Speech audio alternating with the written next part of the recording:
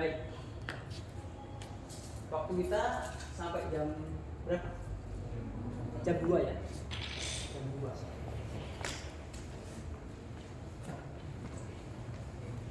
Ini ya, jadi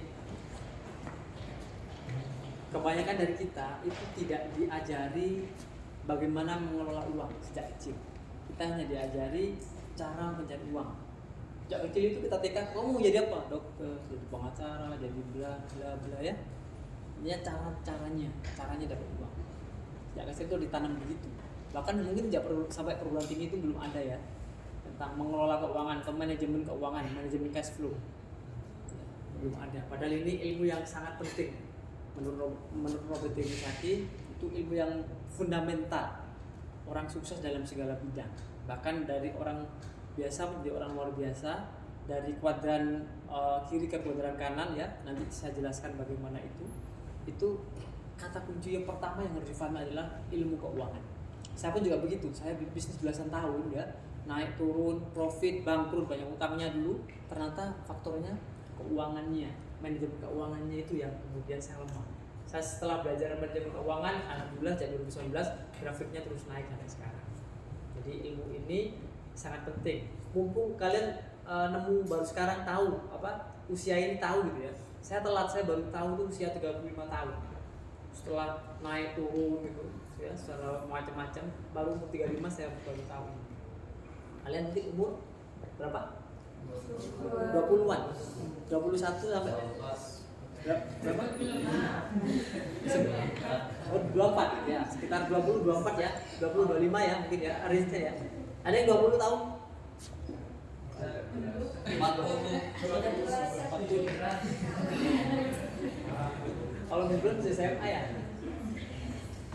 Ya, beruntung sekali teman-teman ya. Mas-mas, mbak-mbak ini. Mak-mak sama ya. Mak-mak di belakang yang betul-betul. Jadi beruntung sekali teman-teman ini dapat materi kecerdasan keuangan sejak dini ya. Manfaatnya apa? Banyak sekali ya manfaatnya. Jadi bisa merubah portofolio keuangan kita akan terus membaik dari waktu ke waktu kalau kita cerdas finansial. Berapapun penghasilan, berapapun bonus yang Anda dapatkan, ya, apapun jenis income-nya, aktif income, passive income, investasi segala macam, kalau Anda cerdas keuangan, grafiknya akan naik. Karena itu ngomong sikap mental, attitude keuangan. Kebanyakan dari kita tuh enggak, biasanya kalau dapat uang banyak itu akan mikir nih buat apa ya? Ya, banyak contoh ya di Tuban itu ya, yang tanahnya laku sekian M langsung beli mobil, beli rumah, setahun kemudian habis bang, jual lagi mobilnya. Kenapa? Financial fit. Berapapun keuangannya, berapapun jumlah uangnya, kalau nggak punya sikap keuangan yang benar, habis, nggak tersisa, bahkan akan minus. Dan ini ilmu penting yang mungkin bisa jadi bekal kita semua ke depan untuk menghadapi kehidupan yang akan datang di dunia ini ya. Oke, nah ada 5 hal yang paling tidak harus kita pahami. Harus kita pahami kalau kita ingin memiliki kehidupan yang lebih baik dari sisi keuangan. Ya, dari sisi keuangan. Pertama, kita harus memahami, bisa membedakan apa aset apa beban. Pertanyaan saya yang tadi ya, apa itu aset, apa itu beban. Tadi sempat salah kaprah, yang beban disangka aset, ya, karena memang kehidupan kita itu biasanya, ya, sikap kita itu adalah untuk memperbesar beban. Kebanyakan orang itu adalah memperbesar beban. Rumahnya dibesarin, dihias, bla-bla, semua keuangan kita masuk ke rumah. Padahal rumah itu setiap bulan kita rawat, bayar listrik, bayar apa segala macam. Rumahnya harus lihat gede, mobilnya dibanyakin, ya. Padahal pajaknya apalagi mobil sport ya, itu kan sampai puluhan juta ya. Puluhan juta, mungkin yang sport sampai ratusan juta setiap tahun. Padahal tidak mesti dipakai setiap tahun. Jadi kebanyakan orang biasa itu mikirnya begini, semua penghasilannya itu dimasukkan ke dalam rumah. yang katakanlah dia rumahnya baik-baik saja terus dapat uang 1 M, muncul ide, wah kurang luas nih kamarnya, perlu ada bathtubnya nih kamar mandinya, ini harus dibangun 3 lantai nih agar kalau ada tamu enak. Padahal tamunya tuh tiap tahun kalau lebaran doang. Jadi itu mindset keuangan orang itu kebanyakan semua penghasilannya itu masuk ke rumah karena mengira rumah adalah aset. Apalagi kalau aktif income ya, ketika dia sudah tidak bekerja, beban rumahnya udah sangat tinggi, udah habis, sudah minus gitu. Mungkin dia masih kerja, masih pejabat apa, ada pemasukan, udah pensiun, penghasilannya tinggal 20%, rumahnya gede banget, banyak AC-nya, banyak file air segala macam, aksesoris aja, habis itu. Pada akhirnya kan minus. Ini pentingnya ada lagi mengerti arus uang atau cash flow. Jadi setiap orang itu punya arus uang masing-masing. Ada yang uangnya sedikit, pengeluarannya banyak, ada itu minus kuadrat ya. Penghasilannya 5 juta, kredit mobil Fortuner misalnya. Ya. Contoh ini ya, pengeluaran sedikit tapi pengeluarannya banyak. Ya.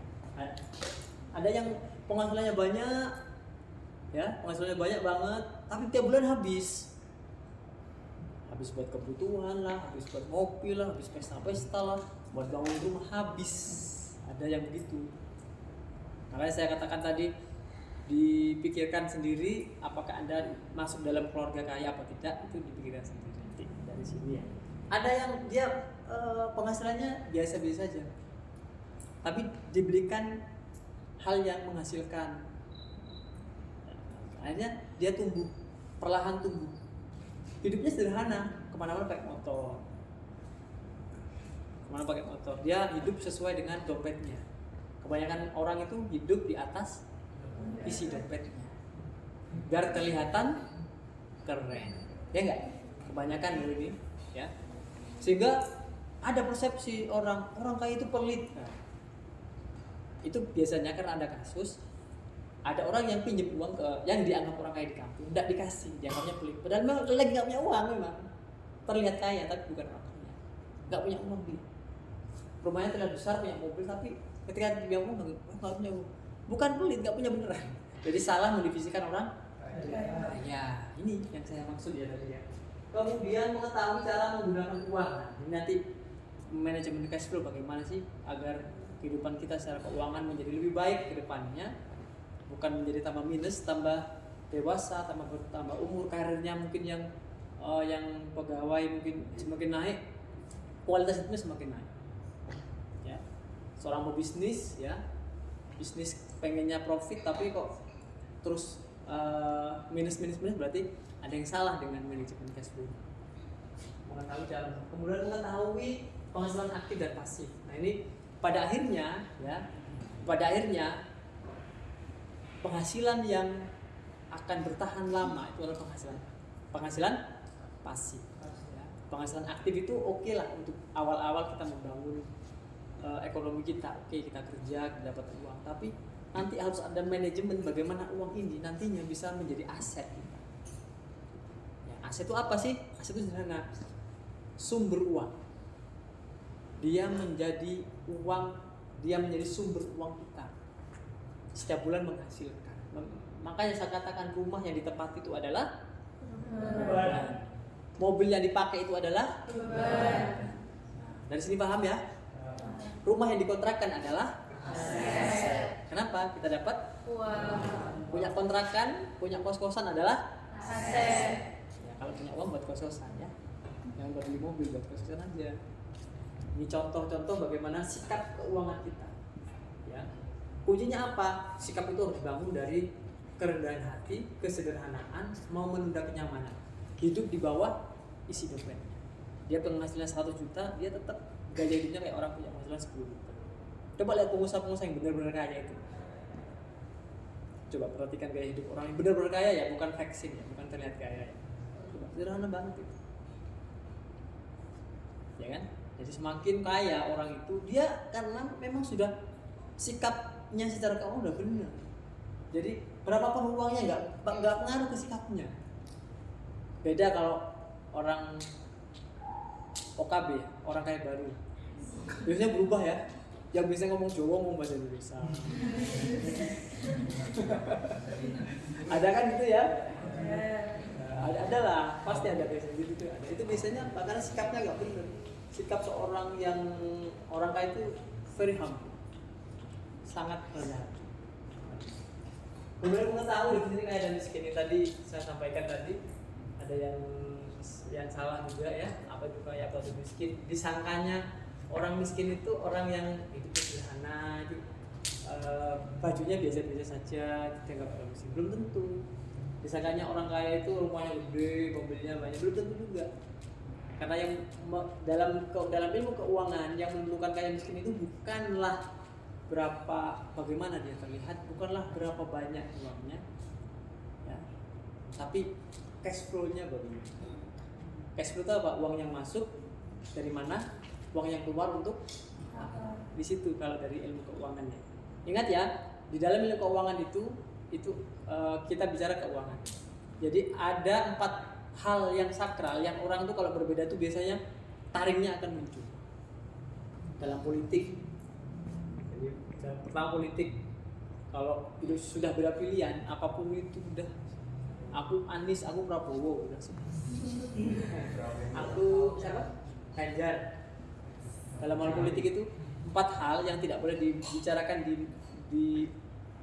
apa istilahnya?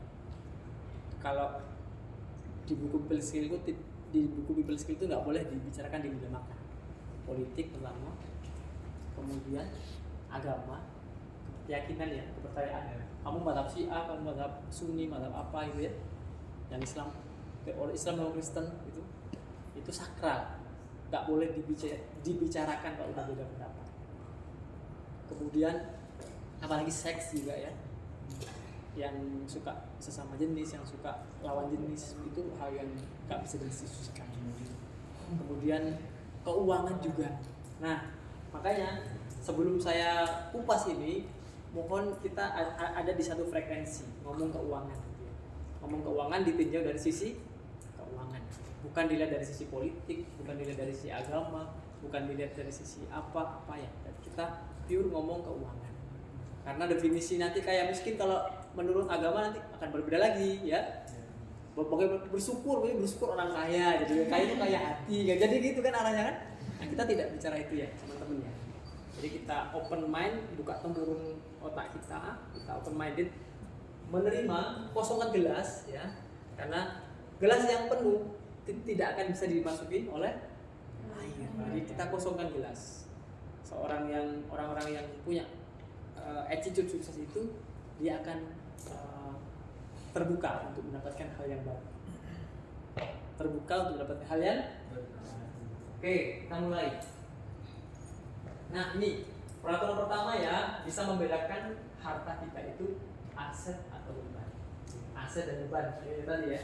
Jadi kebanyakan itu ya, pemasukan kita ya, itu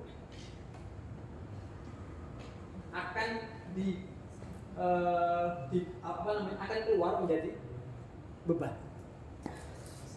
Ya, jadi buat kehidupan kita sehari-hari ya, buat anak-anak segala. Ini secara keuangan itu beban ya. Artinya anak banyak itu secara keuangan beban gitu kan ya. Karena biayanya yang dia harusnya 1 juta jadi 4 juta. Misalkan saya punya anak 4 yang harusnya 1 juta per bulan jadi 4 juta gitu kan. Secara keuangan beban. Secara keuangan loh ya, secara keuangan. Tapi nanti kalau kita sudah paham keuangan, nanti kita akan bisa mengatur agar cash flow saya bagus, bagaimana caranya dengan anak sekian, ya, dengan kendaraan ini, dengan rumah ini segala macam. Nanti kita akan. Nah, pengeluaran, pemasukan, saham, aset itu apa? Aset adalah segala sesuatu yang menghasilkan uang kepada kita. Itu namanya aset. Contohnya itu ya, saham. Ada yang pernah main saham? Oke. Untung apa, Bocos? Sempat profit, sempat loss juga. Swasta. Saham, tips. Real estate, ya. Real estate itu misalkan properti rumah yang dikontrakkan, kos-kosan, ya. apartemen yang disewakan, hotel, itu pokoknya menghasilkan uang. Bisnis ya, bisnis juga ya, bisnis kan sumber uang ya, menghasilkan uang. Kalau lagi profit itu namanya aset, kalau lagi minus namanya beban. Ya, bisnis pun kalau sedang minus beban. Makanya kalau bisnis jangan rugi, ya bisnis harus profit agar jadi aset. Ternak juga begitu ya, peternak mungkin hari ini beli kambing, nanti banyak berkembang, akhirnya uangnya juga berkembang. Saya dulu itu pernah juga ya titip sapi ya gitu ya, titip sapi ke sana ke sini ya, orang tua ya, titip sana itu sejak saya nggak tahu dulu, mungkin terlihatnya nggak keren ya si sapi gitu ya, ternyata itu aset gitu kan. Kenapa? Karena setiap tahun itu nanti beranak, terus ada sering profit di situ, uangnya nambah. Ada lagi lahan produktif ya. Tadi tanah kalau nganggur jadi beban. Kenapa? Kita bayar pajak kan tiap tahun ya kan. Ada tuh tanah yang dipegang pemerintah dalam pengawasan perpajakan gitu ya. Kenapa? Karena lama nggak bayar pajak. Itu jadi beban. Kenapa? Itu akumulasi itu berapa tahun kali berapa. Kecuali lahannya produktif, buat pertanian, buat perkebunan, disewain atau apa. Kalau beban, katakanlah rumah, mobil gitu ya, itu beban. Nah, dari sini paham ya. Nanti kalau pengen punya keuangan yang lebih baik, maka penghasilan kita ya diupayakan untuk masuk ke mana? Jangan dihabiskan ke beban. Anda punya penghasilan 5 juta, nanti misalkan jadi apa ya? Pikirkan untuk kehidupan berapa, jadi langsung di depan dipotong untuk aset. Ya, ini untuk aset saya ke depan. Untuk keluarga sekian, untuk operasional sekian, segala macam. Di depan jangan nunggu uangnya sisa, karena tidak akan ada sisa. Benar nggak? Kalau nunggu sisa, Anda punya penghasilan 5 juta, akhir bulan nunggu ada sisa nggak ya? Kalau sih kita berikan asetnya, kita tabung, nanti nggak akan ada sisa.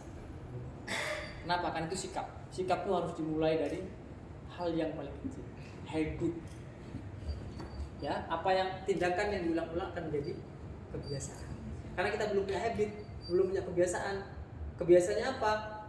Dapat sangu dari orang tua sebulan habis. Kadang-kadang tengah bulan sudah habis. Nah, itu juga nanti mencerminkan bagaimana kita mengelola keuangan. Dimulai dari yang kecil, jangan nunggu besar. Jangan nunggu punya penghasilan besar baru berpikir aset. Tidak begitu. Cara dunia bekerja tidak seperti itu, Bapak Ibu. Mas, Mbak, cara dunia bekerja tidak seperti itu. Semuanya harus mulai sekarang, gitu ya. Berapapun yang Anda dapatkan, Anda dapat 500, dapat 1 juta, dapat 2 juta, 5 juta. Kalau kebiasaannya tidak seperti itu, maka berapapun penghasilan Anda akan kehabisan uang setiap. Masuk? Kedua, mengerti arus kas atau arus uang atau disebut dengan cash flow. Ini ada 3 macam arus uang ya. Ada arus uang miskin, ada arus uang kelas menengah, ada arus uang orang kaya. Itu berbeda-beda. Ya, berbeda-beda. Maka yang menentukan kita itu kaya atau miskin itu adalah apa? Cash flow. Oke ya. Yang menentukan kita itu masuk orang kaya atau orang miskin ini adalah cash flow. Ini nanti menjawab pertanyaan saya yang disimpan tadi. Ya, apakah Anda termasuk dari keluarga orang kaya atau tidak? Ya. Nah, seperti apa arus kas orang miskin itu? Ini ya. Pemasukannya itu dari pekerjaan. Gitu ya. Pemasukannya dari pekerjaan, kemudian habis setiap bulan itu pengeluaran orang miskin dalam keuangan. Anda punya 1 juta, habis 1 juta, orang miskin. Ingat ya, memang sensitif ngomong keuangan, kadang tersinggung. Tapi coba membuka pikiran kita ya, karena ini untuk kehidupan kita. Oh kita, lo kali gitu. Ya untuk kehidupan ada semua, gitu kan ya. Anda penghasilan 10 juta, habis sebulan miskin Anda. Anda punya 100 juta, habis miskin.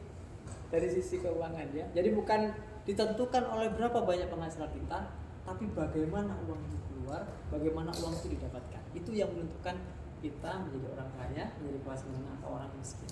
Orang miskin berarti pemasukannya dapat dari pekerjaan, entah itu pegawai, karyawan, bisnis, pekerja ya, profesional. Habis sebelum awal bulan habis, termasuk cash flow orang miskin. Nah, cash flow orang miskin lo ya, pasti terlihat kaya, gitu kan? Pasti kenapa? Karena orang menengah, orang yang punya penghasilan itu kan pasti rumahnya digedein, kredit mobil, gitu kan ya, kemana-mana naik mobil, ya, ngopinya di Starbucks kadang-kadang ya, begitulah ya, terlihat. Tapi kalau cash flow-nya habis di akhir bulan, cash flow orang miskin. Nah, sekarang sudah bisa kan, sudah membayangkan ya cash flow saya seperti apa, masing-masing cash flow orang tuanya seperti apa, pasti sudah bisa membayangkan. Oke ya, oke. Asetnya ya nggak ada, bebannya juga nggak ada. Buat beli rumah ya, punya rumah ya nggak punya rumah, mobil juga nggak ada, habis untuk hidupan ya. Oke. Nah, sekarang harus orang menengah ya, sama, mirip dengan orang miskin tadi. Penghasilan dari pekerjaan. Nanti kita belajar nih, pekerjaan itu apa? Ya. Penghasilan dari pekerjaan, kemudian pengeluarannya itu cukup. Tapi sisanya itu dibelikan bank. Itu orang menengah, bukan orang kaya berarti ya. Kalau tadi orang yang rumahnya gede dari penghasilan aktif, itu orang menengah, bukan orang kaya. Paham ya? Yang tadi jadi rumahnya gede, mobilnya banyak, ya, tapi tidak punya aset, itu kelas menengah. Maksudnya penghasilannya itu digunakan untuk, misalkan dia penghasilan 100 juta nih, hidupnya itu 30 juta, ya, 70 juta itu habis untuk renovasi rumah, ya, beli mobil, bayar cicilan kredit, bla bla bla bla, habis. Kelas pejabat apapun, menteri apapun, presiden apapun, siapapun ya yang kelihatan oke, pengusaha atau apapun yang belum orang kaya, menengah. Dari sisi keuangan lo ya, sekali lagi ya, bukan dari sisi yang lain ya. Oke, asetnya nggak ada, bebannya semakin besar. Ini bahaya, rentan jatuh ke cash flow-nya orang miskin. Kapan? Ketika sumbernya sudah habis, pensiun, dia kerja, di tengah jalan dia sakit nggak bisa kerja. Kalau sudah habis sumbernya, dia nggak punya sumber dari pekerjaannya, asetnya, bebannya banyak banget, sudah dia akan jatuh ke cash flow orang miskin. Jadi kelas menengah rentan sekali ya, rentan sekali untuk jatuh kalau tidak berpikir tentang bagaimana membangun aset. Oke, sekarang kita refreshing dulu, berdiri dulu. Ayo, ada yang ngantuk ini. Ayo berdiri. Ayo, berdiri. Semangat. Ayo semangat. Oke, berdiri semua. Ya, oke ya. Berdiri, oke. Tangan di gini ke depan, ditaruh dulu ya. Nah, ke depan. Oke, ya. Ke samping kanan, ke samping kiri, ke atas. Oke, sekarang tarik nafas dari hidung, tahan, hembuskan. Lagi ya, tarik nafas, tahan di perut, tahan di perut terus, udara di perut, Hembuskan. Tarik nafas dari hidung. Dalam, semakin dalam. Tahan. Tahan di dada. Ke perut. Hembuskan pelan-pelan.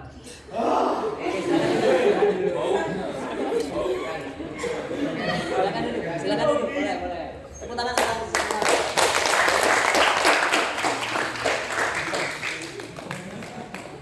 Ada yang masih ngantuk?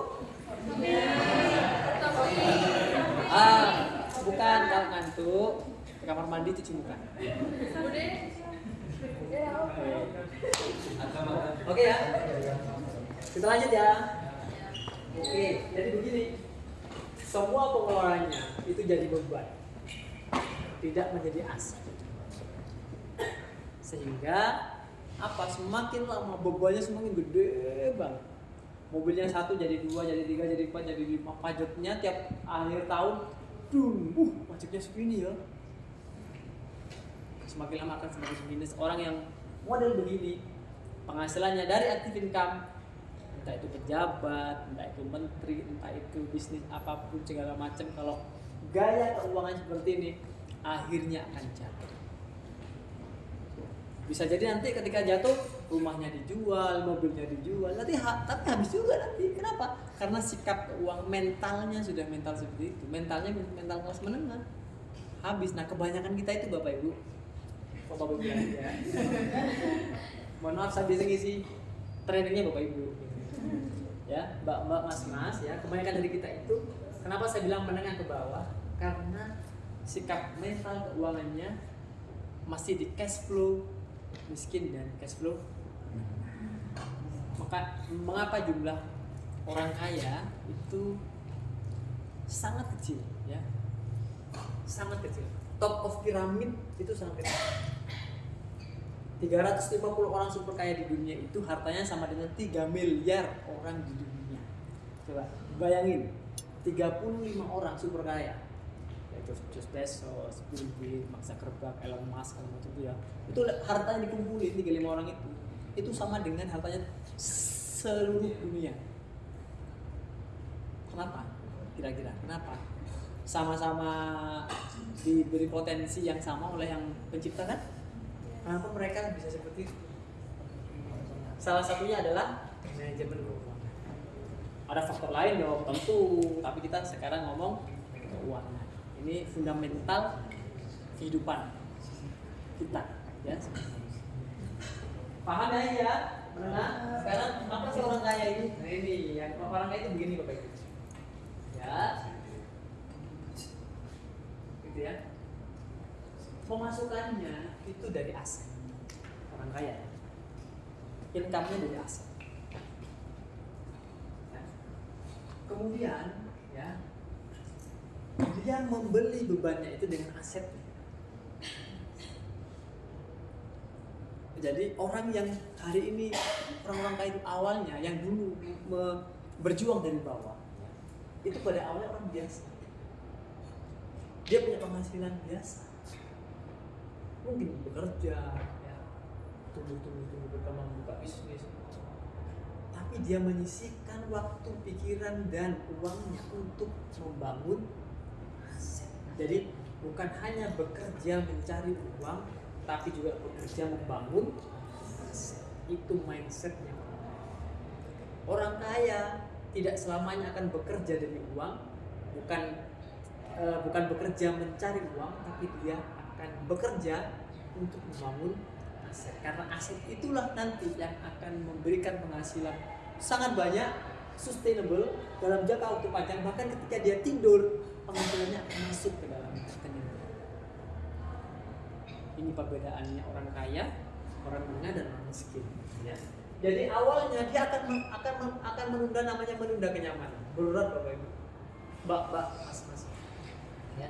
Berat loh menunda kenyamanan ya. Anda punya uang 100 juta, hidup sederhana. Anda di rekeningnya punya uang 10 M, tapi hidup Anda tetap sederhana. Gak mudah kan? Gak mudah. Yang punya uang 10 juta di rekeningnya aja hidupnya kayak mewah gitu ya, balik punya 10 M. Ada orang kaya hidupnya akan sederhana. Kenapa? namanya menunda kenyamanan. Beban yang dia beli nantinya, beli mobil, beli rumah, apa itu ketika asetnya sudah menghasilkan uang dan dia akan menikmati, baru dia akan menikmati. Dia tidak menikmati hidupnya dari penghasilan aktif, tapi dia menikmati hidupnya dari penghasilan aset yang dia bangun mungkin 5 tahun, 10 tahun, 20 tahun, 30 tahun segala macam. Nanti kita bicara apa aja aset itu ya. Yang sebenarnya itu apa aja itu. Jadi dia tidak peduli terhadap persepsi orang lain terhadap dia.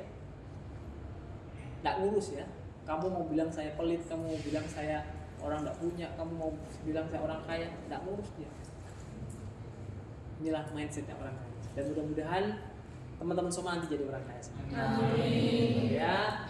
Oke. Nah, harus uang orang kaya ya hanya punya satu apa itu? Satu ciri ya. Penghasilannya berasal dari aset, bukan dari pekerjaan. Itu bedanya orang kaya. Coba lihat orang-orang super kaya itu. Coba lihat. Semuanya berasal dari aset. Bisnis yang dia bangun, ya. Properti yang dia bangun, real estate yang dia bangun, gitu ya. Saham, ya, yang dia beli. Jadi orientasi hidupnya itu adalah membangun aset. Berapapun penghasilannya, katakanlah sekarang penghasilan 5 juta. Saya kepengen punya kos-kosan. Dia punya pikiran, oh penghasilan segini, saya pengen bangun rumah nanti 5 tahun ke depan. Ya, yang itu 5 tahun ke depan itu saya pengen kos-kosan 50 kamar. Butuh tanah katakanlah 200 meter persegi, penghasilan sekian. Berapa saya harus menyisihkan uang untuk bisa saya bangun 5 tahun ke depan menjadi kos-kosan. Itu mikirnya. Itu calon orang kaya. Kalau calon orang menengah atau orang cash flow miskin, ya udah, dia dapat uang udah dia habisin aja. Toh nanti bulan depan dapat lagi. Ya enggak? Anda misalkan punya penghasilan 20 juta. Ya. 20 juta. Habis enggak kira-kira? Habis. Nah, banyak tuh yang penghasilan ratusan juta habis tuh.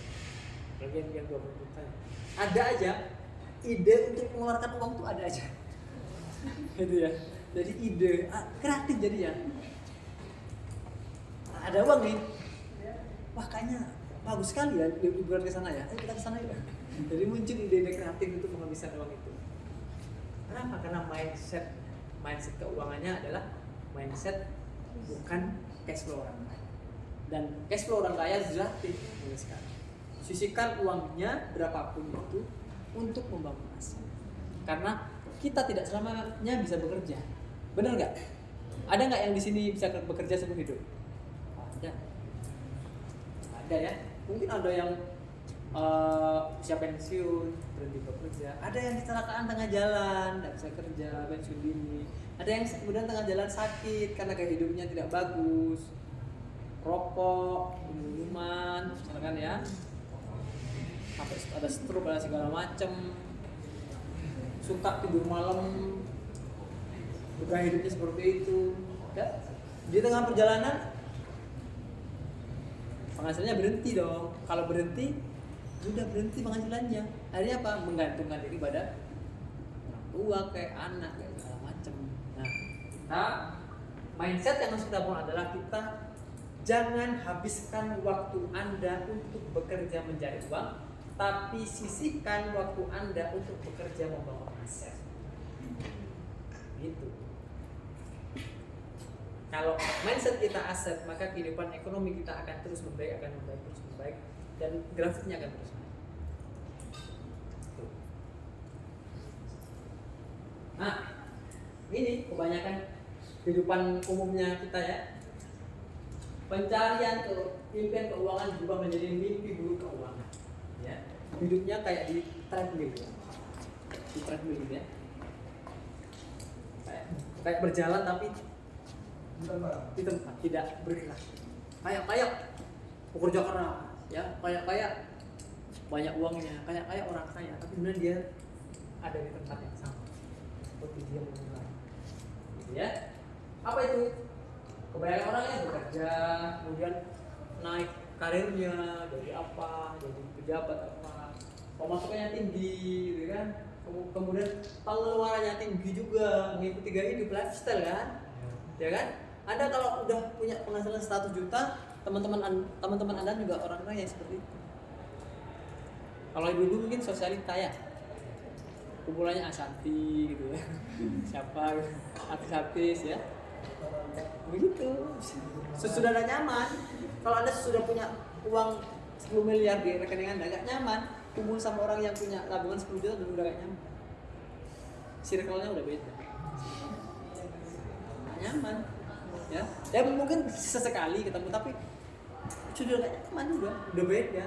Ayo kita ke Bali, ayo kita ke mana, Singapura, itu udah biasa gitu, sudah beda level gitu kan. Baik, ya. Kehidupan orang begitu, bebannya tinggi, tapi gak punya aset. Ya. Akhirnya jatuh. Kenapa? Karena penghasilannya berasal dari kerja, bukan dari aset. Boleh untuk awal kita bekerja, semuanya bekerja, orang-orang kaya itu bekerja awal, tapi kerjanya bukan untuk mencari uang. Tujuannya bukan mencari uang, meskipun mendapatkan uang kan, tapi uangnya itu juga digunakan untuk membangun Aset. aset. Nah, ini mengapa orang kaya tambah kaya? Orang kaya tambah kaya, orang miskin tambah miskin, menengah tambah miskin. Iya. Kalau finansial intelijennya nggak naik, orang menengah itu pasti akan miskin di hari tuanya. Ya. Dia punya rumah gede, pejabat gede, gede banget rumahnya. Udah penghasilannya pensiun tinggal 20%. Awalnya 50, tinggal 10 ya, 10 juta.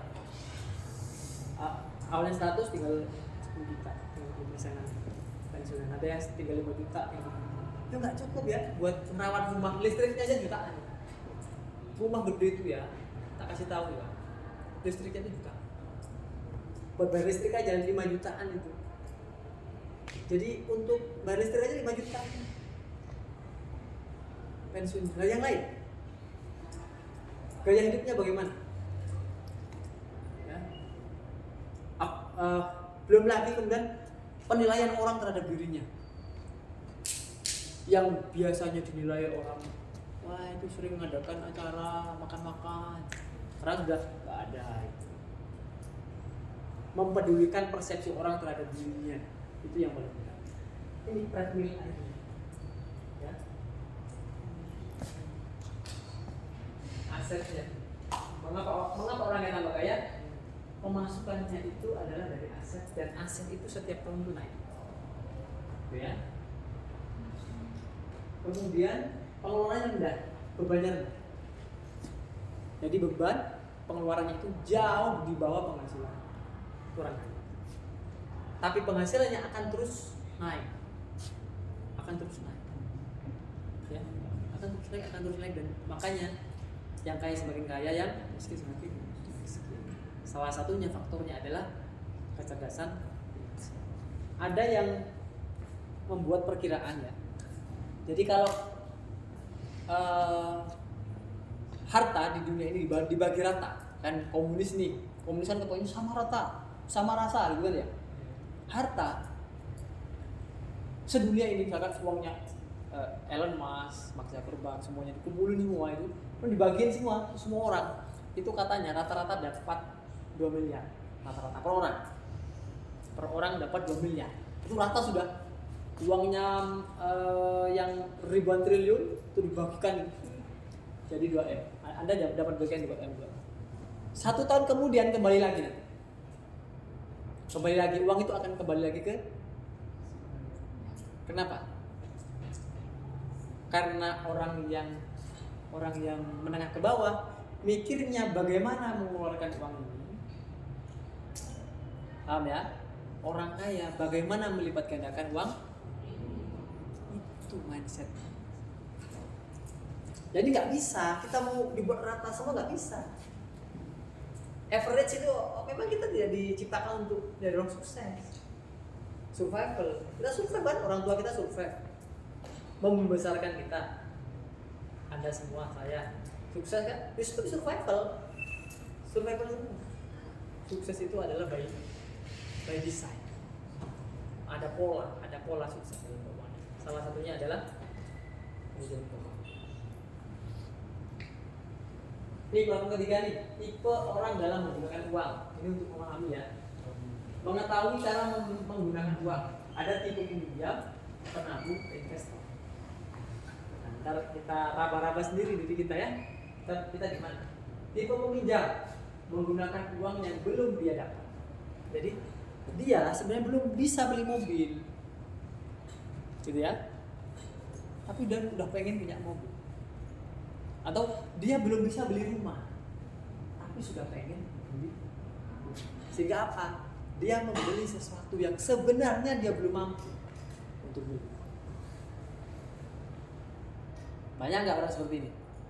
Banyak banget, semuanya mungkin ya. Bisa jadi semua orang ini. Ya enggak? Pak, kalau nggak kredit nggak punya rumah, Pak. Kata siapa? Kan gitu kan. Sehingga apa? Ada fasilitas itu. Kenapa bankir itu orang paling kaya bankir itu? Kenapa? Bankir itu orang kaya itu melipat gandakan. Jadi store-nya ke bankir. Ya, para bankir. Di dunia ini ya, yang orang kaya itu bankir sih. Orang bank itu ya, karena dia mendapatkan keuntungan berlipat-lipat dari apa yang dia pinjam. Dan kita diberikan kemudahan. Kenapa banyak orang beli mobil? Wah, bagus nih berarti Indonesia meningkat ekonomi. Bukan meningkat ekonominya, nafsunya yang meningkat. Nafsu membelinya yang meningkat, bukan uangnya yang meningkat. Kenapa? Iklan deh, banyak hidup deh, ya kan? Kemudahan. Sehingga apa? Ya mudah sekali dia mendapatkan mobil. Gaji 15 juta itu bisa kredit mobil harga 600 juta. Ya. Gaji 15 juta itu bisa kredit mobil harga 600 juta. Padahal ketika dia mau mengumpulkan uang 600 juta butuh berapa tahun ya? Artinya apa? Belum waktunya. Nggak kuat sebenarnya beli mobil itu, tapi dipaksain beli. Itu yang membuat orang menjadi tipe peminjam namanya. Umumnya senang hidup mewah. Jadi uang yang digunakan untuk hidup mewah. Performance, ya, performance. Gelangnya sampai sini. Mana? Perform itu tipe peminjam. Selalu dalam posisi hampir bangkrut. Hampir bangkrut. Kalau belum bangkrut berarti hampir. Tapi pada saatnya bangkrut. Mau. Kalau udah habis sumbernya, ya, tipe peminjam. Menjadi tipe peminjam. Ada lagi kedua, tipe penabung. Menggunakan uang yang sudah didapat untuk beli. Ada sih yang aku pengen beli deh mobil. Aku kalau pengen beli mobil ini, aku nabung tiap bulan segini, nanti 2 tahun aku beli mobil. Ada yang gitu. Ada sih. Ya, menggunakan uang yang sudah didapat di cash ada. Sedikit lebih lama sebelum bangkrut. Dia lebih lama, tapi nanti bangkrut juga ini. Akan bangkrut juga ini. Yang begitu tipe begitu akan bangkrut juga. Kenapa? Yang dia beli akan turun kan? Nilainya akan turun. Apalagi yang dibeli adalah konsumtif, beli mobil. Anda beli mobil 600 juta, keluar dealer harganya jadi 500 juta. Jadi second enggak? Ya. Coba keluar dealer, Anda udah beli 600 nih, step. Keluar rumah, wah Pak pengen saya jual, udah second nih. Harganya udah turun 50 juta, 100 juta. Bayangkan, dahsyatnya konsumtif itu begitu. Kalau kita ngumpulin uang 50 juta, 100 juta itu berapa lama? Ya? Sedikit lebih lama sebentar. Kemudian investor, ini tadi membangun aset tadi ya. Sebagian penghasilannya disisihkan dan diinvestasikan. Pada akhirnya dia akan. Jadi dia betul-betul manajemen. Berapa penghasilannya? 1 juta. Dia nabung 200. 5 juta dia nabung 1 juta. 10 juta dia nabung mungkin 4 juta, 5 juta. Dia akan akan menabung, tapi belinya bukan untuk dibelikan barang, untuk dijadikan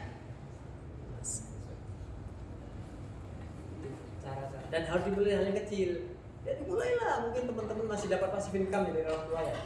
Ada yang sudah mandiri dari orang tua, yang sudah tidak dikirim orang tua. Oh ini, punya bisnis, usaha sendiri, kerja. Oke. Ya.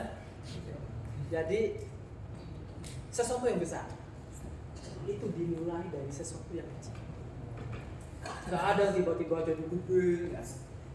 Kecuali Anda dilahirkan sebagai anaknya konglomerat, anaknya Elon Musk, kemudian Elon Musk atau anaknya Jeff Bezos, anaknya Mark Zuckerberg ya, anaknya siapa orang-orang kaya itu. Ya, tapi kebanyakan kita harus mulai dari hal yang paling mendasar, dari hal paling kecil. Kehidupan kita dapat uang 2 juta dari orang tua, mulailah untuk aku menyisihkan uangku, mau tak jadikan ini, jadikan ini. Mulai. Itu karena apa? Kebiasaan. Jangan menunggu setelah sempurna. Ya, mulailah dari hal yang kecil. Kalau nunggu sampai sempurna nggak akan pernah jadi. Percaya sama saya. Oh, saya nanti tunggu uang penghasilan 10 juta Pak, mau saya sisihkan. Nggak mungkin. Nanti 10 juta Anda habis minus bahkan. Kalau tidak dimulai dari hal yang kecil, mulai dari hal. Apalagi yang tengah bulan sudah habis, Pak uang gua habis Pak. Nah itu alamat itu sudah. Cash flow-nya ke depan itu belajar dari hal yang kecil. Berarti kalau misalkan habis di tengah bulan, berarti ada yang salah dengan gaya hidup kita bisa jadi, ya, lifestyle kita, kemudian pergaulan kita, manajemen keuangan kita, ya. Itu attitude namanya, sikap, ya, sikap mental. Sikap mental itu dibangun dari kebiasaan. Sikap mental itu tidak dibangun langsung jadi seperti itu. Oke, nah problem keempat nih, mengetahui tentang penghasilan aktif dan pasif. Ada earned income, ada residual income. Kebanyakan dari kita 99 mungkin 0,9% itu aktif. 99 bahkan mungkin 0,9%. Cuma 0,1% aja yang pasif income. Itu di dunia. Itu yang membedakan kenapa saya bilang tadi itu. Ya, 35 orang kaya bisa dibagi ke uang 1 miliar itu. Karena yang orang piramidnya itu banget gitu. Apa? Gimana? Bunyi tinggi banget piramid, orang kaya jauh banget gitu. Antara apa ya, orang yang paling bawah sama jauh banget. Kenapa? Karena ada aktif, ada pasif. Ini harus kita pahami dari muda ya. Dari muda ini enak ini kalau udah segini nanti bisa memahami gitu ya, manajemen keuangan ya. Nih, ada aktif, ada pasif ya. Nah ini yang aktif itu diperoleh dari pekerjaan, ya. Sifatnya sementara, tergantung pada kondisi kita. Ya kalau kita kerja dapat uang, kalau nggak kerja dapat uang. Itu aktif, ya. Tidak dihitung dalam nilai kekayaan seorang. Tidak dihitung. Kemudian tidak terlalu bermanfaat untuk keturunan kita. Anda dokter misalkan, anak Anda kepengen jadi dokter, harus mulai dari bawah, benar nggak? Ya.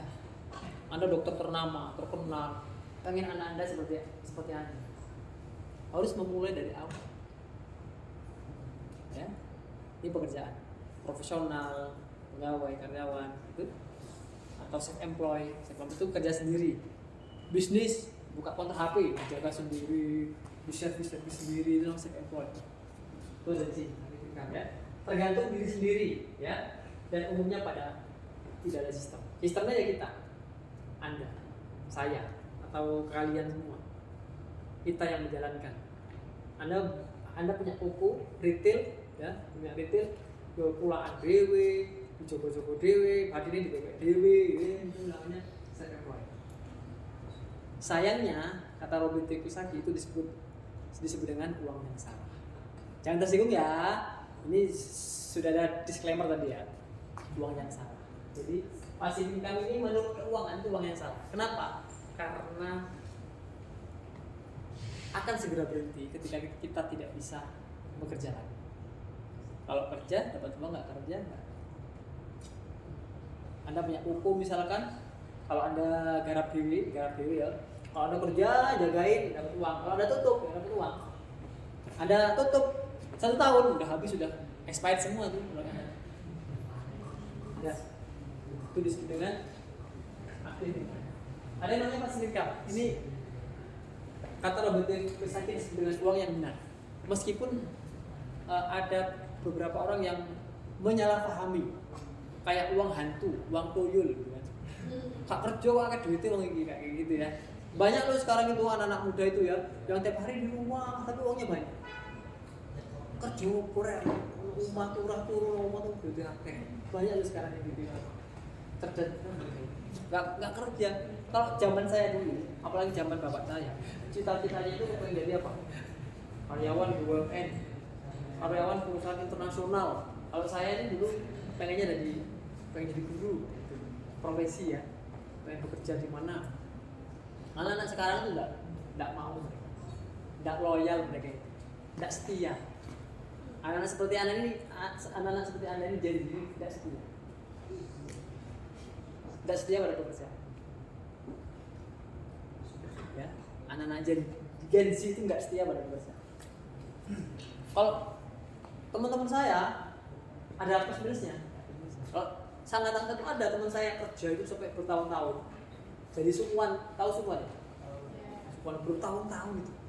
Kok sabar ya, sekian tahun digaji segitu ya, nggak masuk akal. Tapi kalau anak-anak kayak kalian ini tidak betah. Seminggu udah keluar itu. Seminggu udah keluar kan? Nggak ada uangnya. Buat apa saya di sini? Nggak loyal pada pekerjaan. Biasanya anak-anak Gen Z ini nggak ada pekerjaan. Diakui atau kenapa? Karena harus informasinya sangat kencang. Ya, kalian tiap hari scroll TikTok, tunggu ada orang kerja begini, banyak referensi. Kalau dulu enggak. Jadi parameter sukses dulu itu pegawai ya, kerja di BUMN, berdasi, berangkat berjas begini, buat koper gini, pegawai dulu begitu. Keren itu. Zaman saya tuh melihat orang-orang kerja bawa koper, pakai jas ini. Sekarang udah beda saya. Teman-teman pasti akan beda melihat world view ya, cara pandang terhadap dunia ini akan berbeda. Keren itu kalau naik sedan kan, kalau rompinya pakai minyak, dia kan bawa koper, jalan begini ya gitu. Nggak cepet gitu kayak berbeda besar bisa laku. Anak zaman sekarang tuh santai sih. Tengah hari ngopi yang rokokan kan rumahnya gitu. Konten, uangnya banyak gitu. Yang tahu ya, yang bisa. Ada di sini yang punya banyak follower TikToknya. Yang punya follower di atas 10.000 ada? Twitter 10.000?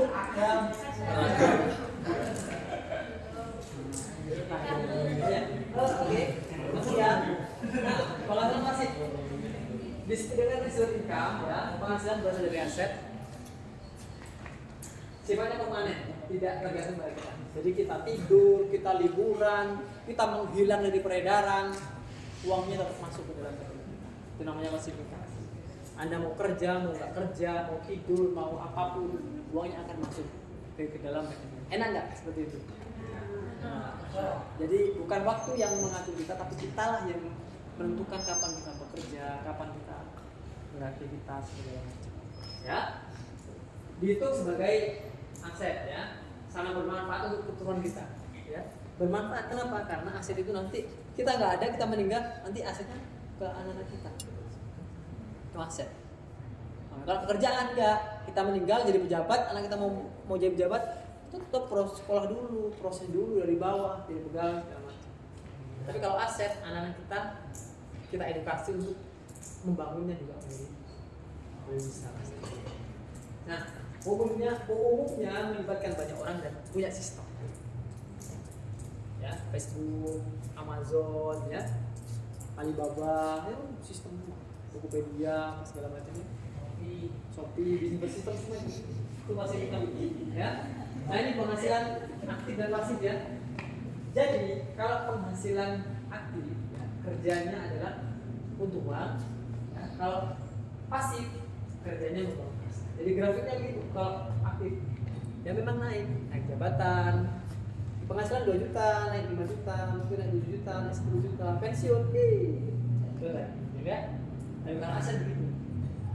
Awalnya sengsara, makannya mungkin dikurangi yang sederhana, ya, tidak punya mobil kemana-mana, naik taksi, naik grab online, misalkan, atau naik motor, naik botol butut, itu enak, pertama turun dulu. Tapi kalau sudah jadi nih, tidak terbendung nih, kekayaannya tidak terbendung, pasti. Anda akan menjadi orang yang baik. Ya, kalau aslinya udah jadi, Anda akan menjadi orang yang baik. Ya, itu ya, ada yang disebut cash flow quadrant, ada kuadran E, apa E? Employee, ada kuadran S, self employed, ada kuadran B, business owner, ada kuadran S. Nah, orang super kaya itu ada di sebelah kanan. Namanya kuadran kanan. Mas kalau nggak kelihatan di sini, ayo nggak kelihatan. Sama kelihatan kok.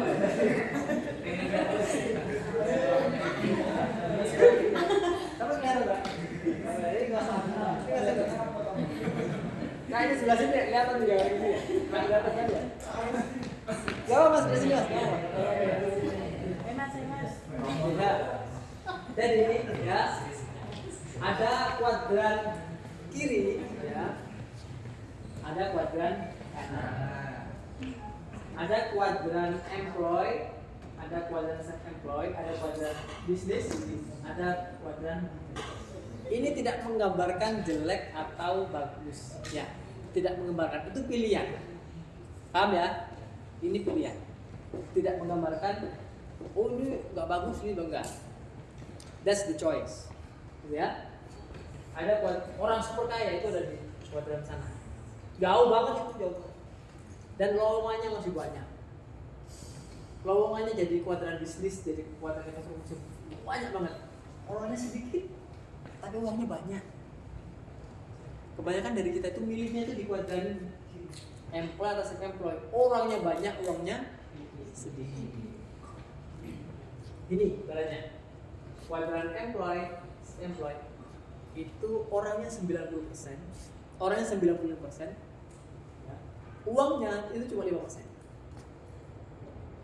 Uang di dunia itu di kuadran itu cuma 5%, tapi diperebutkan oleh 95%.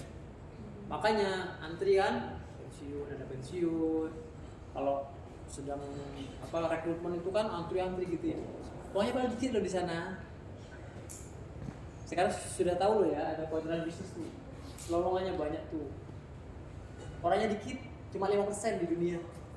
Uangnya 95% uang ada di sini. Ayo pilih mana? Pilih yang uang 90% apa uang 5%?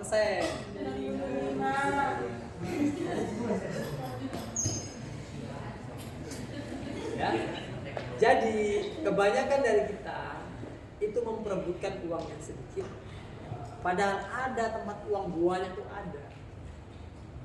Mereka berbagi uang itu, para bankir, para investor, para businessman, business owner, para konglomerat, mereka berbagi uang itu. 90% uang itu ada di sana. Orangnya cuma 5%. Lowongannya masih banyak. Nah, bagi kita ya, konsepnya apa? Lakukan yang perlu dilakukan, ya. Gunakan waktu untuk bekerja, tapi jangan lupa untuk membangun aset agar nanti bisa hijrah, pindah dari kuadran kiri ke kuadran kanan. Karena tidak selamanya kita bisa bekerja. Mungkin masih muda, masih 20 tahun, 30 tahun, 40 tahun masih kerja. Nanti kalau udah umur 50 tahun ke atas, udah mikir, bentar lagi pensiun ya. Enaknya usaha apa ya? Baru kalau mau pensiun mau usaha, udah telat ya. Sudah mental blocknya loh banyak banget. Mumpung masih muda ya bekerja, jangan takut. Bisnis. Nih, peraturan 5. Mengetahui arti kaya, makmur, dan miskin. Ya, sederhana tuh. Kaya, makmur, ya. Kita disebut kaya makmur jika penghasilan pasif kita lebih besar dari itu. Jadi kita disebut kaya kalau penghasilan pasif kita, penghasilan dari aset itu lebih gede dari pengeluaran kita. Itu orang kaya. Makanya saya katakan cash flow. Yang bukan kaya miskin itu orang bukan berapa penghasilannya, bukan dia punya apa, tapi bagaimana cash flow. Dari mana uang itu datang, ya, dan kemana uang itu keluar. Itu yang dalam ilmu keuangan ini ya, kita ngomong keuangan. Ya, indeks kemampuan itu penghasilan pasif dibagi gaya hidup. Untuk mengukur Anda sekarang itu ada di mana. Nah, sekarang sudah punya gambaran ya, kita semua ada di keluarga mana. Paham ya? Time berapa time? Waktu? Berapa? 59. Udah mau jam 2? Mau habis. Nih, apa itu miskin? Kata Jos Mujika, ya, orang miskin itu adalah orang yang bekerja keras, ya, hanya untuk membayar gaya hidupnya yang mahal. Itu orang miskin tuh, kata dia. Orang yang bekerja keras, berapa penghasilannya untuk membayar gaya hidupnya yang mahal.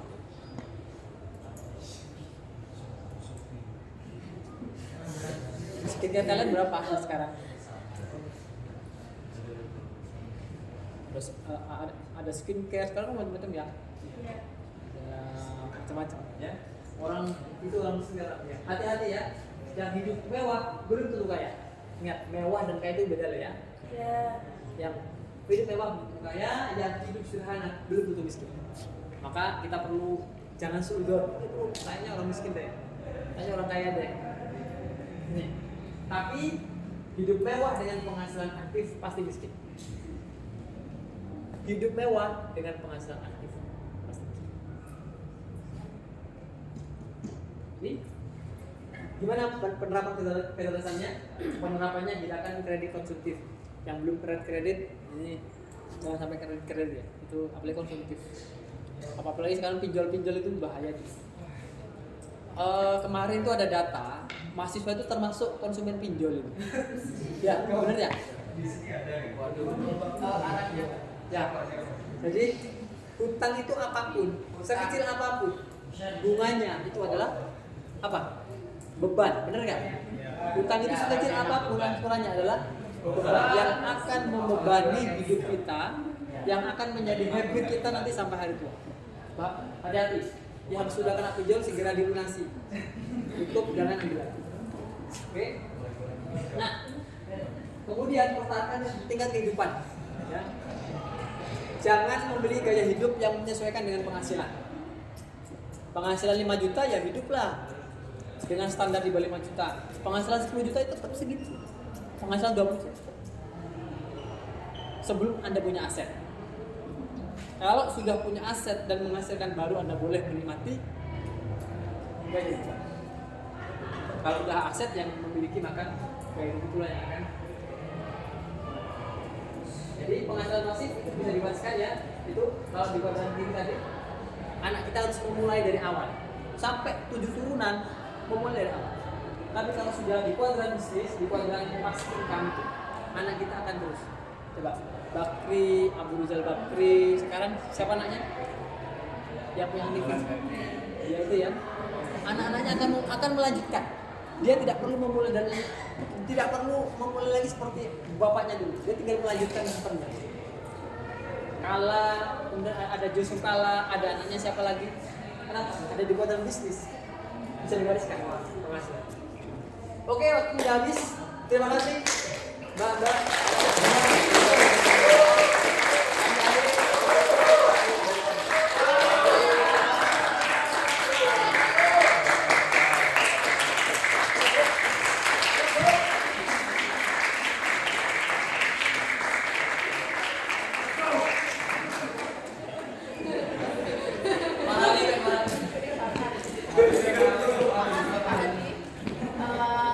Atas paparan sampaikan, dan saya sepakat sekali dengan yang beliau sampaikan, dan saya saksi hidup ya bagaimana